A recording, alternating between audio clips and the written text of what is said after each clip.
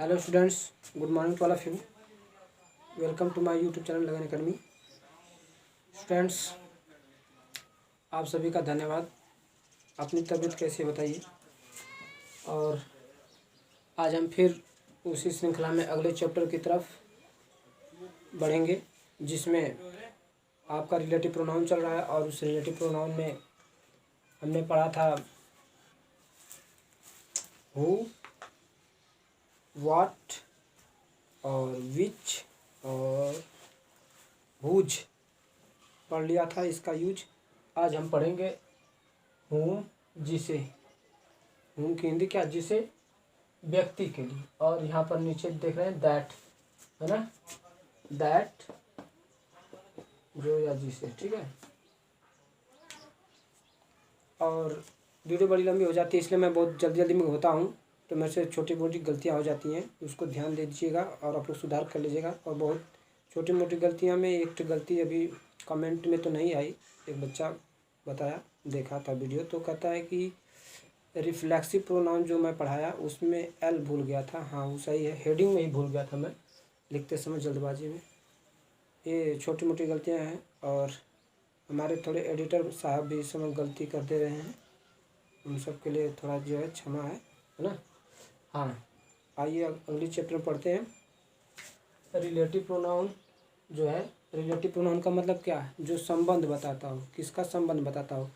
पहले दिए गए नाउन प्रोनाउन का, जो दोबारा पुनः उस नाउन प्रोनाउन की पुनरुक्ति को रोकता हो। यह डेफिनेशन आपको हमने रिलेटिव प्रोनाउन में बता दिया है, ठीक है। अब एग्जाम्पल ले लेते हैं हुम का ना। हुम मतलब जिसे, और व्यक्ति के लिए मतलब ऑब्जेक्टिव केस में। किस केस में? ऑब्जेक्टिव केस में ना। और यहाँ पर क्या है? दैट। पहले इसके बारे में लिखिए। यह वही लड़का है जिसे मैं पढ़ाता हूँ ना, जिसे मैं पढ़ाता हूँ। तो यह का अंग्रेजी हो गया this is the boy. This is the boy. अब जिसे, यहाँ तक तो ये बन गया, यह वही लड़का है, दिस इज द बॉय। ये देखिए जोड़ने वाला वाक्य जो आ गया, ये शब्द जो जोड़ने वाला है, जो संबंध बता रहा है, इसकी अंग्रेजी है जिसे की अंग्रेजी क्या बता रहे हैं? हूम, है ना, हूम। तो ये जो हूम है, ये इस ये जो दिया गया, ये जो ऑब्जेक्ट, ये सब्जेक्ट है ना, इसी का ही ऑब्जेक्ट है। दिस मिस यह, इज मिस है, द बॉय मिस लड़का है, यही वो लड़का है। तो इस ऑब्जेक्ट की पुनरुक्ति को रोकता है, जो कंजक्शन के रूप में लगा है, हूम, है ना। तो whom, I T E S, teach, whom I teach, जिसे मैं पढ़ाता हूँ। मतलब आप देख रहे हैं कि ये जो बॉय है, बॉय के संबंध में, और यहाँ क्या लिखा? ऑब्जेक्टिव केस में। देखिए ऑब्जेक्ट के रूप में, तो इसी के रूप में इसका प्रयोग किया गया है whom, जिसका अर्थ क्या है? जिसे। अगर मैं इसे जिसे को मैं इस तरह बना दूँ, देखो जिसको, तो देखो एकदम स्पष्ट हो जाता है। whom की हिंदी ही जिसको होती है, जिसको। उसी लिए अगर इस तरह से भी अगर आप थोड़ा सा मिलाकर बना देंगे तो भी यह सही है। और इस तरह से एकदम क्लियर स्पष्ट हो जा रहा है, मतलब भूलने वाला टेंशन नहीं, और याद भी रहेगा बराबर, जिसको मैं पढ़ाता हूँ ना। एक तो ये एग्जांपल हो गया। आज छोटी वीडियो होगी, क्योंकि अपलोडिंग करने के लिए बहुत ज़्यादा नेट लगता है, नेट उतना नहीं होता है मेरे पास, तो बहुत छोटा सा है, ध्यान दीजिएगा। आगे कहता है all that glitters, glitters is not is not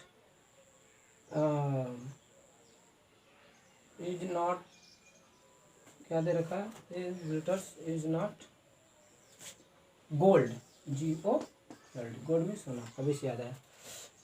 इसका मतलब ये होगा कि ऑल माने क्या? सभी। ग्लिटर्स माने क्या होती है? चमक, है ना, सभी चमक। दैट माने क्या? सभी चमक। दैट मीन्स जो जिसे बताया ना यहाँ पर ये वस्तु के लिए, जो सोना नहीं होती है। या इसको अगर भाव के अनुसार लोग ले लेंगे तो हो जाएगा कि सभी चमकती चीजें, सभी चमकती चीजें जो सोना नहीं है ना, नहीं सोना नहीं है, ऐसे भी कर सकते हैं। तो यहाँ पर और कर, तो इस तरह से आप देखेंगे कि ये जो इसकी हिंदी है दोनों तरफ से एक ही है, यहाँ पर जो या जिसे आप हिंदी के अनुसार लगा सकते हैं। और दैट एक ऐसा रिलेटिव प्रोनाउन है जिसका एंटीसीडेंट भाई साहब चाहे एक व्यक्ति हो दूसरी वस्तु हो, चाहे एक वस्तु हो दूसरा जानवर हो, ठीक है, चाहे एक वस्तु हो और दूसरा क्या हो, जानवर हो, इन दोनों के लिए लगता है।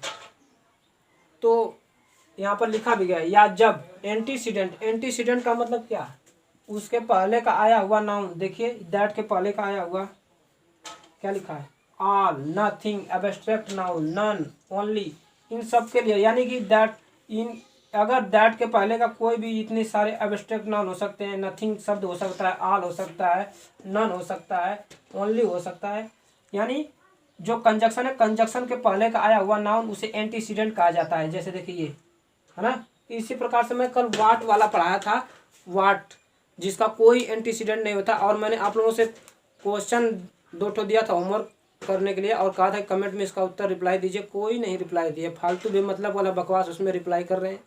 वाह सर, गुड सर, ये क्या है, पहले उसके साथ उत्तर दीजिए, ठीक है, बाद में वाह सर गुड सर बाद में देखेंगे, ठीक है।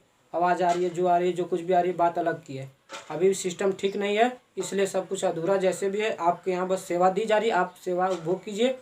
बात यहाँ तक है कि जो कहा जा रहा है उतना जरूर कीजिए, ठीक है। और ये बता दिया, तो ये जो दैट है, दैट, तो दैट ही एक ऐसा एंटीसीडेंट है जो अपने एक सजीव होता है दूसरा निर्जीव होता है, एक वस्तु होती है दूसरा जानवर होता है, ऐसे होते हैं, तब इसके स्थान पर रिलेटिव प्रोनाउन दैट का प्रयोग करते हैं। और ये एब्स्ट्रैक्ट नाउन, नथिंग, ऑल, ये कुछ ऐसे वर्ड है इनकी जगह पर, है ना। ये तो बात अब हो गई, और इसका ये भी हो गया। इसके पहले का वाट वाला बता दिया, उसमें 2 नोट लिखवाना था जो मैं कल लिखवाया नहीं था, अब जो है कि जल्दबाजी में नहीं लिखवाया था उसे लिख लीजिए। पहला नोट तो ये लिखिए, पहला नोट लिखिएगा हु, और आपका whom एंड whose, है ना, इनका प्रयोग जो है किसके लिए करते हैं, व्यक्ति, है ना। तो वाट, हुम, हुज का प्रयोग व्यक्ति ना, शोर मत करो जी लड़के, व्यक्ति। तो हु, हुम एंड हुज का प्रयोग व्यक्ति के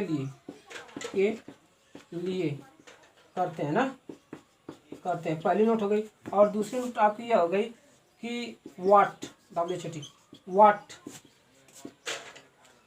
ये क्या समझ में आ रहा है, का प्रयोग व्यक्ति के लिए करते हैं, का मतलब व्यक्ति का संबंध दिखाने के लिए, मतलब सजीव का संबंध दिखाने के लिए हु, हुम और हुज का प्रयोग होता है। और व्हाट जिसका कोई एंटीसीडेंट नहीं होता, जिसका कोई एंटीसीडेंट नहीं होता, है ना, एंटीसीडेंट नहीं होता,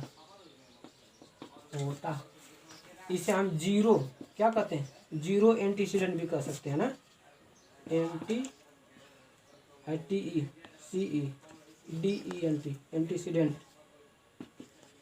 भी कहते हैं, ठीक है। ये हो गया, ये दोनों नोट याद रखिएगा। और इसमें अभी मैं बट पढ़ाने वाला था, बट कंजक्शन रिलेटिव के रूप में काम करता है, बट के बाद एज रिलेटिव के रूप में काम करता है। तो तो ये सब हम सिंथेसिस में पढ़ेंगे। और ये भी देखिए, जैसे कि इसमें ये बताया गया था, ये क्यों पढ़ाया जा रहा है, इसलिए पार्ट्स ऑफ स्पीच जानते हैं, क्योंकि इसमें सारी चीज़ें आपकी आ जाती हैं। पार्ट्स ऑफ स्पीच में सिंथेसिस वगैरह जितने हैं ये सब देखिए इसी में काम में आते हैं।